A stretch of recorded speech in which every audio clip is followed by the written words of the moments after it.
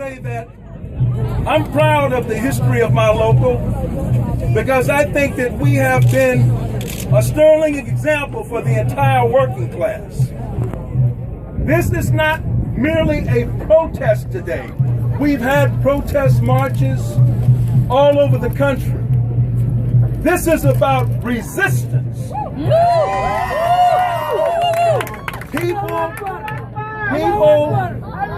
People who are occupied, resistance is justified.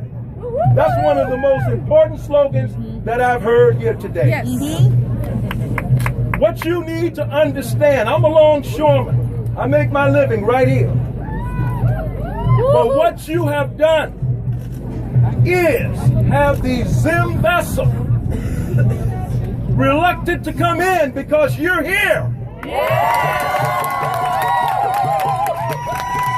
you're doing today is going to be heard around the world. I know a little bit about that because I know the importance of what the actions taken by my union in the 1980s to refuse to unload cargo for South Africa for 11 days. And what that meant to the people of South Africa.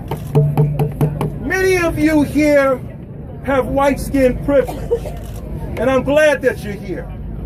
But for me, an African American, I just want to say that I have a personal connection with what's going on with the people in Gaza.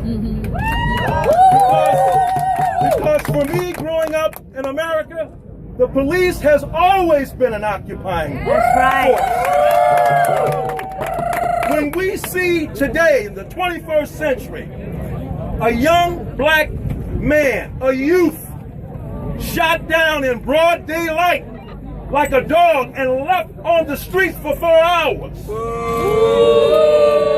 What does that tell us? That tells us that we here in Ferguson, in San Francisco, and other parts of the country have a connection to the people in Gaza. People in Gaza are sending us text messages to the people in Ferguson saying, this is how you deal with tear gas. We're communicating. The people in Ferguson are now relating directly with the people in Gaza. The spirit of the people is greater than the man's technology. Isn't it ironic that ZIm can enjoy coming to this country to have its goods unloaded? But yet it's been over 4 decades since a ship at Gaza has been allowed to be unloaded.